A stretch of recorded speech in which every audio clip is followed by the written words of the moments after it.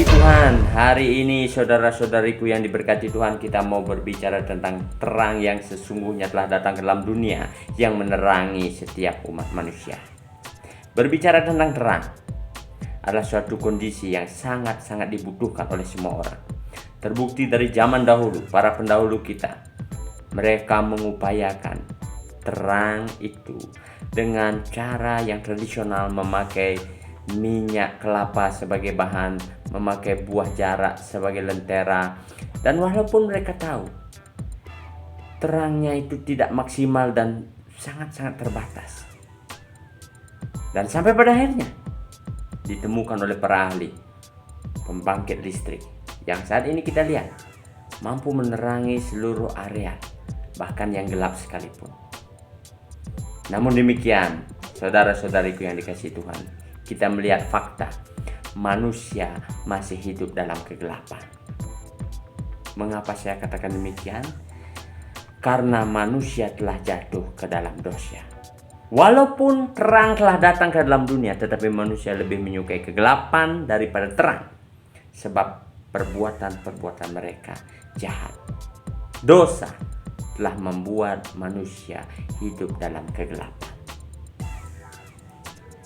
Firman Tuhan hari ini mengingatkan kita, Yohanes 1 ayat 9 dan 10. Terang yang sesungguhnya yang menerangi setiap orang sedang datang ke dalam dunia. Ia telah ada di dalam dunia dan dunia dijadikan olehnya, tetapi dunia tidak mengenalnya. Di bagian akhir ayat yang ke-10 dikatakan dunia tidak mengenalnya. Sangat-sangat disayangkan. Terang yang sesungguhnya menerangi semua umat manusia tidak dikenal oleh dunia. Syukur kepada Tuhan, saya dan Bapak Ibu, saudara-saudariku yang dikasihi Tuhan, yang telah diselamatkan, yang telah dipilih oleh Tuhan, yang telah diterangi oleh Kristus. Hari ini kita diingatkan oleh Rasul Paulus melalui Kisah Para Rasul 13 ayat yang ke-47. Sebab inilah yang diperintahkan kepada kami. Aku telah menentukan engkau menjadi terang bagi bangsa-bangsa yang tidak mengenal Allah, supaya engkau membawa keselamatan sampai ke ujung bumi. Tugas saya dan Bapak Ibu adalah bersaksi bagi dunia ini, menyaksikan kasih Kristus, menyaksikan terang Kristus, menyaksikan kebenaran firman Tuhan. Jadikan bersaksi itu sebagai gaya hidup.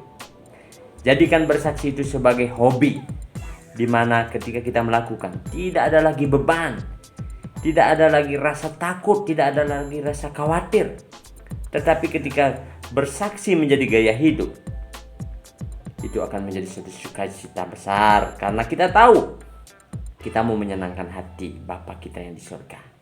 Walaupun saat ini situasi carut marut, berita hoak, pemberitaan media sosial, kasus COVID, social distancing, pakai masker, jangan sampai terang kita menjadi padam. Lukas 11 ayat 35 mengingatkan kita. Karena itu, perhatikanlah supaya terangmu yang ada padamu itu jangan menjadi kegelapan.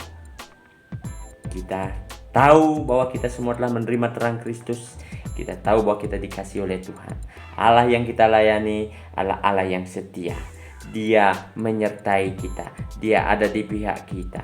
Dia ada bersama-sama dengan kita, dan Ia siap sedia menolong kita.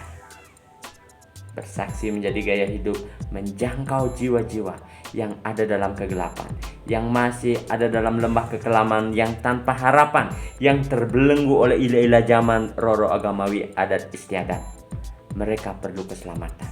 Tugas kita yang telah mendapat terang Kristus menerangi hidup mereka, sehingga terang yang ada pada kita berdampak bagi mereka, membawa mereka kepada jalan kebenaran, membawa mereka kepada pengharapan dan kehidupan. Mari saudara-saudariku yang dikasihi Tuhan, sampai pada akhirnya nama Tuhan dipermuliakan. Firman-Nya mengatakan dalam Kisah Para Rasul yang ke-13 ayat 48. Mendengar itu bergembiralah semua orang yang tidak mengenal Allah, dan mereka memuliakan firman Tuhan, dan semua orang yang ditentukan Allah untuk hidup yang kekal menjadi percaya. Tugas kita adalah membawa orang-orang yang belum percaya, orang-orang yang jauh dari kasih Tuhan kepada Kristus, sehingga nama Tuhan dipermuliakan. Tuhan Yesus memberkati kita. Haleluya. Amin.